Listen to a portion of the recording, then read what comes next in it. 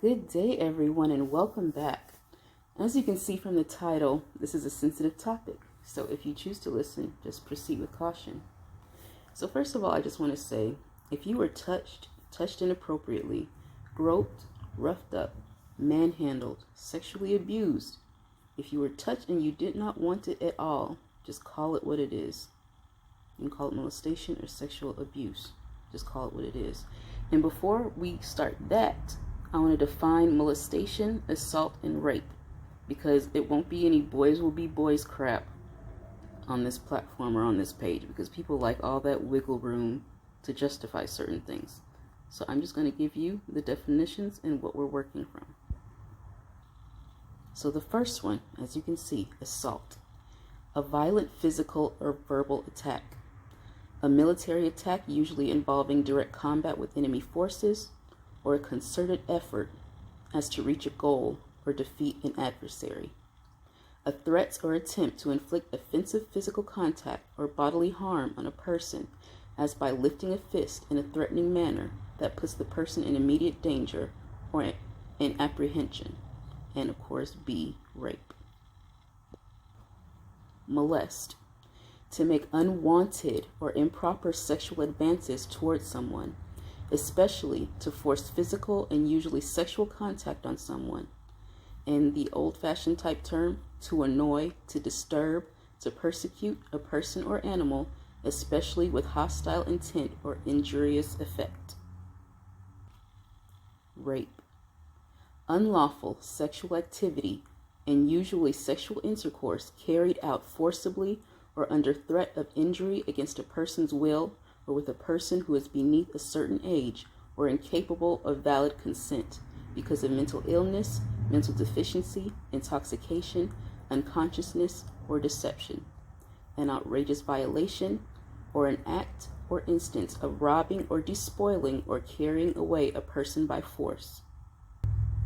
And I'm just going to bring back what despoiling meant, even though I know some of you watched the divest video. To despoil, to strip of belongings, possessions, or value. To pillage. Call it what it is. In whatever category I just spoke of, it's assault. A lot of people try to make it seem less than if it's a relative or someone you like, or someone everyone else likes.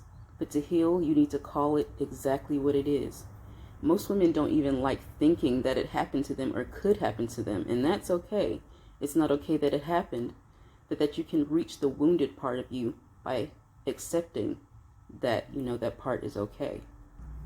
I include me in this because for years I didn't address what happened to me growing up, what seemed pretty much constantly. I developed early, physically early, and was harassed, touched, groped, grabbed, gaslit daily, and made to feel bad when I said no or stop.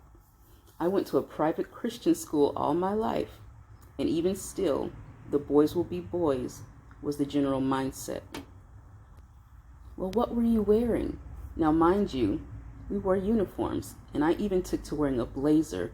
Even with the temperature outside being set to hell, it still didn't help. But you have big boobs. What did you expect? I wasn't safe anywhere. Teachers did nothing. If I told, and these were female teachers, it seemed like oh well, you're pretty and endowed, boys will be boys. So I stuffed all that shit in and became a complete shell of myself, young, opening myself up to more predators as I got older. I had no one to talk to about this, which is one of the many reasons I want women to open up and to admit what happened to them to get help and be free. The weight of blame is hard on anyone trying to heal. My worth was so low after a while that I was just numb to love or anything until, years ago. You weren't made to suffer. I felt for years that this is just how it was because no one helped me. No one listened to me. The ones I reach out to, they were brushing me off or making excuses and made me feel like my body didn't belong to myself just because I had something extra on top. And as a young girl, I had no one to pour into me how special I was, how sacred I was, and that my body was my body, not his, not theirs, but mine. The constant energy of, you're not so special, just let it happen, took its toll. leading to several suicide attempts before my teens. And later, my mother blamed it on me, claiming she didn't want to hear about me. And I quote, doing things like that again. Never in life was I given the choice for therapy because, it's for crazy people. Women and girls are oftentimes treated like lower class citizens when they cry out for help, and no one takes them serious through absolutely no fault of their own. A lot of men, family, friends, and people in general don't want to deal with the pain, disgust, taboo, shame, horror, or sexual crimes against women. I mean, they themselves could be perpetrators or victims and are just insensitive and unwilling to face it. Those of us who had to endure secrets, shame, gaslighting, hurt, trauma, low self-esteem, the hiding, the emotional conflict, the confusion even in your sexual identity, we are so worth and worthy of the freedom of healing. We have a right as humans and divine beings to not be burdened by the trespasses of others against us. You deserve to feel safe inside your own mind and your own body. So what can you do? My journey to healing started alone, by myself, in my teens and 20s, and I was still looked down upon for seeking help myself. The thing is, you need to start by admitting that you got a shitty end of life, and just completely admit that. Admit how you felt, admit how it wasn't fair, admit that you're worthy of understanding, admit that you have hate for the aggressors and those that did not and would not help you. I mean, it could be your mother, it could be your father, it could be your brothers, sisters, cousins, it could be your uncles, your aunts, other relatives, friends, strangers, or enablers that you hate. I mean, hell, it could be co-workers, just whoever. This is about you and your healing. You don't stop until you've released and named everyone that has wronged you.